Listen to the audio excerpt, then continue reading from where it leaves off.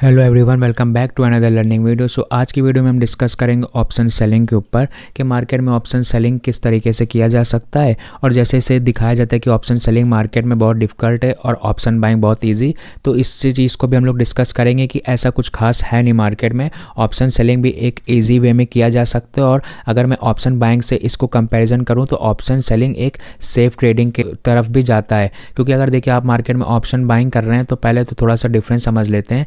Market में अगर आप ऑप्शन बायर हैं और मार्केट में एक तरफ ऑप्शन सेलर है, तो देखिए मार्केट में ऑप्शन बायर को एज्यूम करना होता है कि मार्केट कहीं अपसाइड निकलेगा या फिर मार्केट डाउन साइड निकलेगा। मार्केट उसके फेवर में जाएगा तो मार्केट में ऑप्शन बायर टारगेट लेगा। मार्केट अगर उसके अगेंस्ट में जाएगा तो वहाँ पे मार्केट में उससे अपना एसएल हिट कराना होगा और मार्केट से आउट होना होगा। सेकंड ये हो गया। और एक चीज़ और, अगर मार्केट में भी जब मार्केट ट्रेंडी नहीं होता, मार्केट साइडवेज हो जाता है, तो या तो मार्केट उसका एसएल हिट कराए या तो मार्केट उसे टारगेट दे। और या फिर मार्केट अगर साइडवेज हो रहा है तो वहाँ पे अगर मार्केट ना आपके एसएल हिट पे जाएगा ना मार्केट आपके टारगेट पर जाएगा, इंस्टेड तब भी आपको वहाँ पे ऑप्शन बायर को लॉस ही देखना पड़ता है, क्योंकि फिर वहाँ पे टाइम डीके थीटा डीके की बात भी आ जाती है ना। तो सिंपली अगर प्रोबेबिलिटी की बात करें तो ऑप्शन बायर के पास ये प्रोबेबिलिटी है कि मार्केट में अगर आप ऑप्शन बायर हो और ऑप्शन बाइंग कर रहे हो तो मोमेंटम आपके फेवर में होना चाहिए। इंस्टेड वो आपके अगेंस्ट में भी हो सकता है, इंस्टेड वो आपके फेवर में भी हो सकता है। ऑप्शन बायर को हमेशा मोमेंटम के साथ काम करना पड़ता है। अगर मोमेंटम है तो ऑप्शन बायर प्रॉफिट कर लेगा अगर मार्केट उसके फेवर में। बट अगर मार्केट थोड़ा सा होल्ड करेगा, साइडवेज हो जाएगा, भले मार्केट उसके अगेंस्ट में ना जाए उसके फेवर में ना जाए, बट मार्केट कहीं एक रेंज में फंस के टाइम स्पेंड करेगा, तो वहाँ पे भी ऑप्शन बायर को लॉस ही करना पड़ता है, क्योंकि वहाँ पे फिर टाइम डीके थीटा डीके की बात आ जाती है। कॉन्सेप्ट जो कि हमने पहले भी डिस्कस किया हुआ है। बट अगर आप ऑप्शन सेलर की बात करें तो ऑप्शन सेलर को क्या करना है, ऑप्शन सेलर को मार्केट में कोई भी प्राइस पे मार्केट है, सपोज का 21,000 पे मार्केट अभी ट्रेड कर रहा है ना, 21,100 का पुट सेल किया एक ऑप्शन सेलर ने, तो अभी यहाँ पे ये क्या एज्यूम करेगा कि मार्केट या तो 21,000 के आसपास अगर ट्रेड कर रहा है तो मार्केट इसके फेवर में जाने के लिए अपसाइड मार्केट निकले, या फिर मार्केट अपसाइड निकलेगा तो इसे प्रॉफिट होने वाला है। बट अगर मार्केट में बहुत ज़्यादा मूवमेंट नहीं हुआ, मार्केट कहीं रेंज के आसपास 50 to 100 पॉइंट से ट्रेड करता रहा कुछ टाइम के लिए, तो जहाँ यहाँ पे डीके की वैल्यू होती है, जो यहाँ पे ऑप्शन बायर होता है, जो ऑप्शन बायर बियर करता है लॉस को, वो यहाँ पे जो ऑप्शन सेलर होता है वो इस सेलर अब इस बायर का लॉस का जो बेनिफिट होता है वो यहाँ पे सेलर उठाता है। तो यहाँ पे अगर मार्केट साइडवेज हो रहा है, मार्केट कोई रेंज में काम करने लग रहा है, इंस्टेड मार्केट वहाँ पे उसके फेवर में ना जाके मार्केट कहीं वहीं पे होल्ड कर जाए, तो भी यहाँ पे ऑप्शन सेलर प्रॉफिट ही बुक करता है एंड में, क्योंकि जो टाइम डीके हो रहा है, जो थीटा डीके हो रहा है, वो हमेशा ऑप्शन सेलर के फेवर में होता है। और यही कंपैरिजन में अगर हमने बात किया था तो जो ऑप्शन बायर है, ऑप्शन बायर सिर्फ तभी प्रॉफिट करेगा जब मार्केट उसके मोमेंटम करे फेवर में। अदरवाइज मार्केट में अगर रेंज में मार्केट काम कर रहा है या मार्केट उसके अगेंस्ट जा रहा है तो वहाँ पे ऑप्शन बायर एंड में लॉस ही बुक करेगा। बट अगर ऑप्शन सेलर है तो ऑप्शन सेलर मार्केट उसके फेवर में जाएगा तो भी मार्केट में ऑप्शन सेलर को प्रॉफिट होगा। मार्केट कोई रेंज में अगर काम करने लगा, टाइम स्पेंड कर रहा तो भी मार्केट में ऑप्शन सेलर प्रॉफिट बुक करेगा। और अगर मार्केट थोड़ा बहुत टाइम स्पेंड करके भी अगर उसके अगेंस्ट में मार्केट जा रहा है और फिर वापस से वहाँ पर टाइम स्पेंड कर रहा है, बहुत ज़्यादा मोमेंटम नहीं आ रहा है मार्केट में, तो एंड में तो भी मार्केट में ऑप्शन सेलर कहीं ना कहीं ब्रेक इवन या प्रॉफिट थोड़ा बहुत ही मार्केट में बुक करेगा एंड में। तो जब प्रोबेबिलिटी की बात करते हैं तो एज अ ऑप्शन बायर और as a option seller, option जो बायर होता है उसके पास हमेशा कम प्रोबेबिलिटी होती है winning chance as compare to option seller. Option buyer को मोमेंटम चाहिए तो ही मार्केट में प्रॉफिट बुक होगा, ऑप्शन सेलर मोमेंटम मार्केट में उसके फेवर में होगा तो भी वो प्रॉफिट बुक करेगा। मार्केट में टाइम स्पेंड हो गया, मार्केट रेंज में काम कर रहा है तो भी एंड में वो प्रॉफिट बुक करेगा। और अगर बहुत से टाइम स्पेंड के बाद मार्केट थोड़ा बहुत उसके अगेंस्ट में जाके वापस से मार्केट रेंज में काम करने लगा और मार्केट स्लो हो गया तो भी मार्केट में ऑप्शन सेलर प्रॉफिट बुक करेगा। तो यहाँ पे चांसेस ज़्यादा होते हैं ऑप्शन सेलर के प्रॉफिट बुक करने के as compare to option buyer. But अगर अभी हम लोग बात करें तो जो बिगनर्स होते हैं, जो अभी न्यू ट्रेडर से मार्केट में काम कर रहे हैं, वो ऑप्शन बाइंग की तरफ ही भागते हैं, क्योंकि ऐसा उन्हें लगता है कि मार्केट में ऑप्शन बाइंग ईजी है as compare to option selling.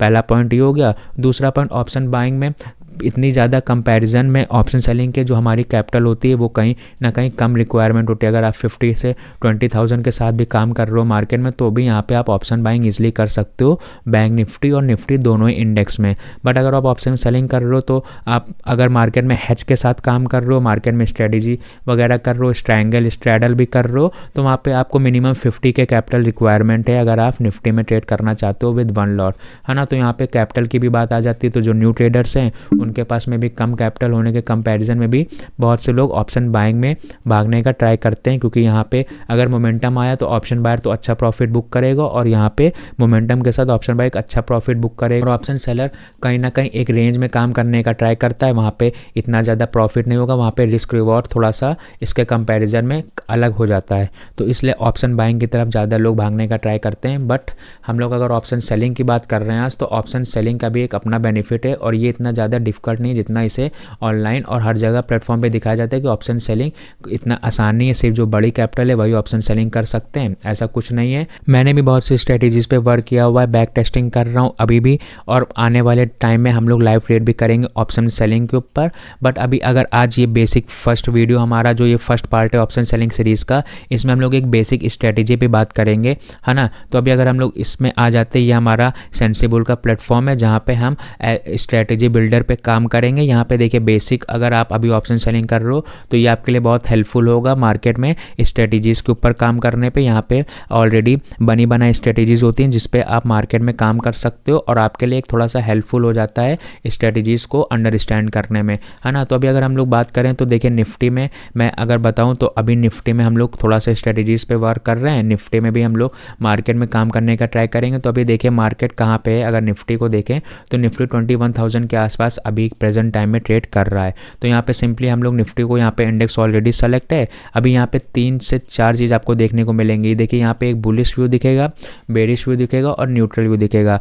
अगर आपका व्यू मार्केट में बुलिश है तो आप मार्केट में बुलिश व्यू स्ट्रेटेजीज को सेलेक्ट कर सकते हो, आपका व्यू मार्केट में बेरिश है तो आप बेरिश व्यू को सेलेक्ट कर सकते हो। और अगर आपका व्यू मार्केट में न्यूट्रल है, लाइक मार्केट बहुत ज़्यादा मूवमेंट नहीं करेगा, कोई रेंज के अप ब्रेकआउट नहीं देगा, कोई रेंज का ब्रेकडाउन नहीं देगा, ऐसा कुछ आपका सिनेरियो है मार्केट में चार्ट को देखने के बाद, तो अब आप यहाँ पे न्यूट्रल सेलेक्ट कर सकते हो। अभी हम लोग न्यूट्रल स्ट्रेटेजीज पे बात करेंगे, है ना, कि लाइक मार्केट में एक रेंज है, मार्केट उस रेंज में काम कर रहा है तो मार्केट में हम लोग न्यूट्रल पे सेलेक्ट करते हैं। तो लाइक अगर यहाँ पे हमने मार्केट में न्यूट्रल स्ट्रेटेजी पे काम किया तो यहाँ पे अभी कुछ स्ट्रेटेजीज आएंगे। यहाँ पे शॉर्ट स्ट्रैडल होगा, आयरन बटरफ्लाई होगा, शॉर्ट स्ट्रैंगल होगा, शॉर्ट आयरन कॉरिडोर होगा। ये कुछ पॉपुलर स्ट्रेटेजीज हैं ऑप्शन सेलिंग की। तो अभी यहाँ पे देखिए अगर हम यहाँ पे शॉर्ट स्ट्रैडल को सेलेक्ट करते हैं तो यहाँ पे एक चार्ट आपको पे ऑफ चार्ट बन के आएगा जिसमें आपको मार्केट में ये ऑलरेडी एक स्ट्रेटेजीज को बना देगा। लाइक मार्केट में अभी इसने किया कि स्ट्रैडल में सिंपली होता क्या है, यहाँ पे जो 21,000 मार्केट जिस लेवल पे इस टाइम ट्रेड कर रहा है उसका मार्केट ने दोनों कॉल भी और मार्केट ने पुट उसी सेम स्ट्राइक प्राइस का मार्केट ने सेल कर दिया। लाइक मार्केट में 21,000 का कॉल भी मार्केट ने सेल कर दिया और 21,000 का पुट भी मार्केट में सेल हो गया। अभी ये क्या होगा, ये एक नेकेड स्ट्रेटेजी है। यहाँ पे मार्केट में हैज तो है, मार्केट में कॉल और पुट दोनों को सेल किया है। बट अभी अगर हम इसमें देखें तो अगर अभी आप बिगनर हो, आपके पास इतनी कैपिटल नहीं है, तो यहाँ पे अगर फंड को देखें तो अराउंड 1,38,000 के आसपास फंड रिक्वायरमेंट ये शो कर रहा है ना। तो मे बी इतना अगर आपके पास फंड अवेलेबल नहीं है तो सिंपली आपको इस स्ट्रेटेजी को अगर कम फंड में आपको अप्लाई करना है तो सिंपली आपको यहाँ पे इसके हेजेस जो होते हैं उसे बाय भी कर लेना है। यहाँ पे तो देखिए जो एट द प्राइस पे मार्केट ने सेल किया हुआ है, अब जब हम लोग इस हेजेस के साथ काम करेंगे तो यहाँ पे एक ऑलरेडी स्ट्रेटेजी हम लोगों को देखने को मिलेगी, शॉर्ट आयरन कॉरिडोर, है ना। अब जब हम इस स्ट्रेटेजी को सेलेक्ट करेंगे शॉर्ट आयरन कॉरिडोर को, अब यहाँ पे पे ऑफ चार्ट आप देखें तो देखिए मार्केट में क्या हुआ, मार्केट जिस लेवल के आसपास अभी मार्केट ट्रेड कर रहा है 20,997 इसमें चूज़ करा हुआ है।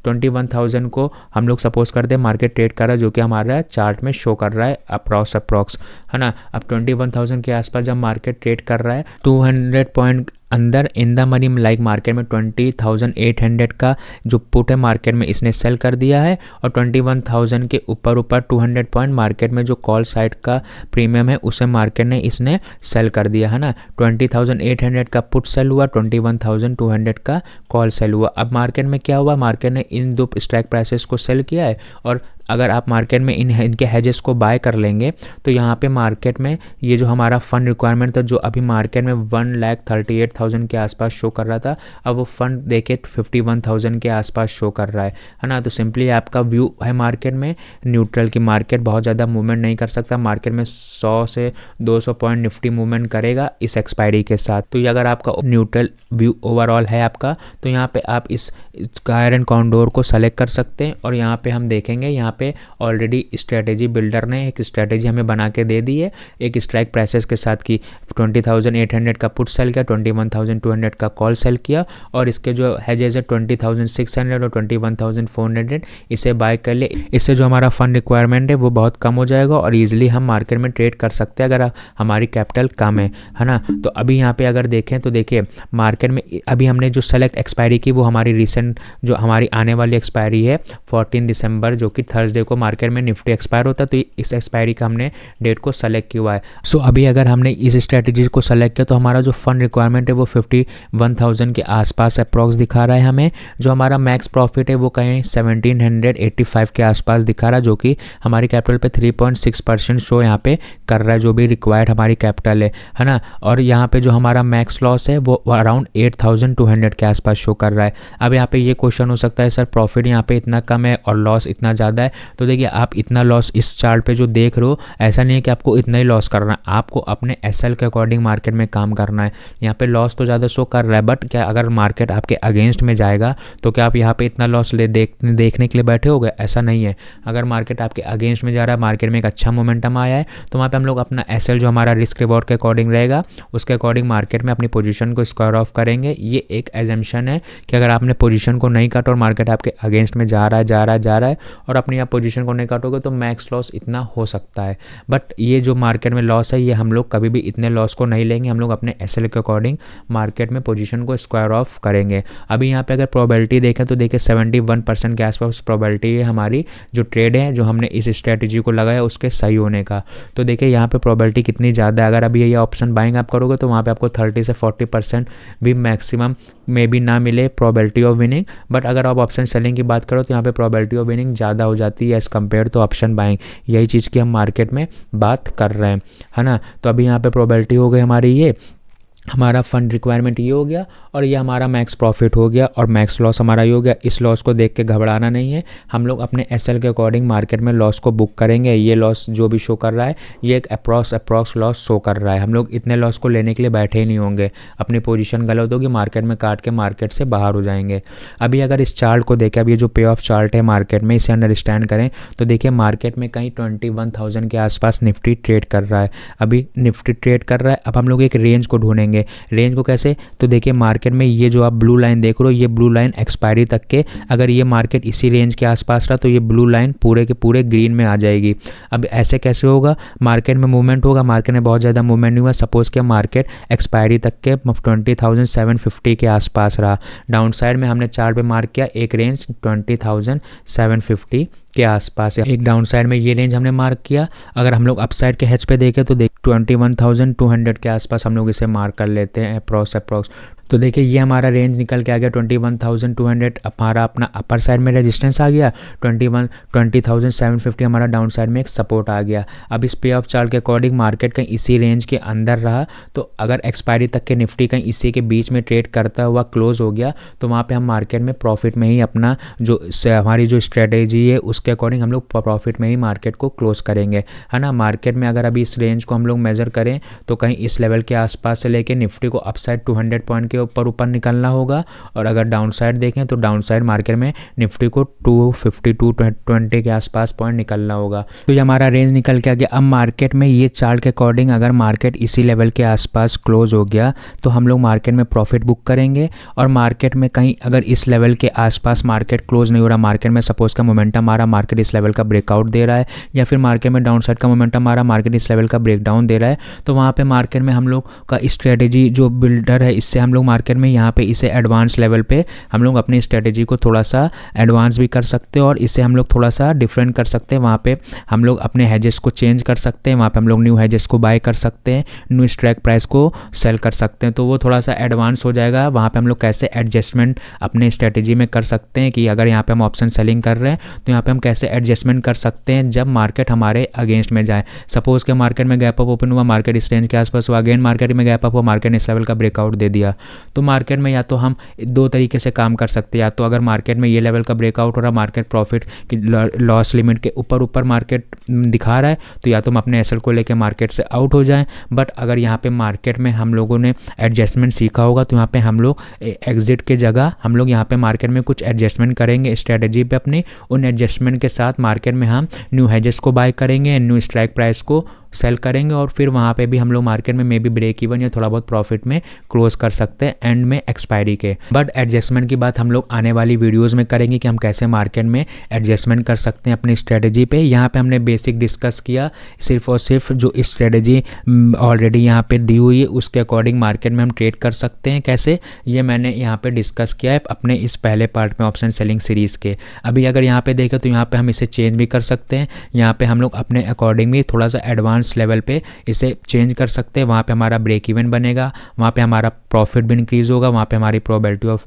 विनिंग भी बढ़ेगी, और यहाँ पे जो पे ऑफ चार्ट इसका रेंज भी हमारा डिफरेंट हो जाएगा टाइम के अकॉर्डिंग, है ना। तो इन सब चीज़ों के साथ हम लोग मार्केट में ट्रेड कर सकते हैं। ये थोड़ा सा बेसिक व्यू देने के लिए मैंने एक एग्जांपल के लिए शॉर्ट आयरन कॉन्डोर को सेलेक्ट किया, जहाँ पे आप मार्केट में कम कैपिटल के साथ भी ट्रेड कर सकते हो, और मार्केट में एक रेंज अगर आप एज्यूम कर लो कि इस रेंज के ऊपर मार्केट ब्रेकआउट नहीं दे रहा है या मार्केट ब्रेकडाउन नहीं दे रहा, तो यहाँ पर हम लोग मार्केट में अपने प्रॉफिट के अकॉर्डिंग निकल जाएंगे अगर मार्केट इसी रेंज में काम करता रहा। अभी यहाँ पे और भी चीज़ें हमें देखने को मिलता है कि यहाँ पे मार्केट में विक्स कितना चल रहा है। मार्केट में विक्स अगर बहुत हाई है तो मार्केट वोलेटाइल रह सकता है, मार्केट में अगर विक्स कम है तो वहाँ पे ऑप्शन सेलिंग एक अच्छा चॉइस है। मार्केट में अगर कोई मार्केट में एक रेंज है, मार्केट उस रेंज में 2 से 3 दिन काम करेगा तो वहाँ पे भी हम लोग प्रॉफिट बुक कर सकते हैं। मार्केट में मे भी थोड़ा बहुत ब्रेकआउट हो गया, ब्रेकआउट देने के बाद फिर से स्लो हो रहा है मार्केट, तो वहाँ पर भी ये ऑप्शन सेलिंग स्ट्रेटेजीज काम बहुत हेल्पफुल हमारे लिए होती हैं। इसका बैक टेस्ट भी हम लोग अपने साथ दूसरे अकाउंट में कर रहे हैं, हम लोग इसका लाइव ट्रेड भी आने वाले टाइम में करेंगे। कुछ स्ट्रेटजीज पे वर्क कर रहे हैं, वो थोड़ा सा और एडवांस होगी,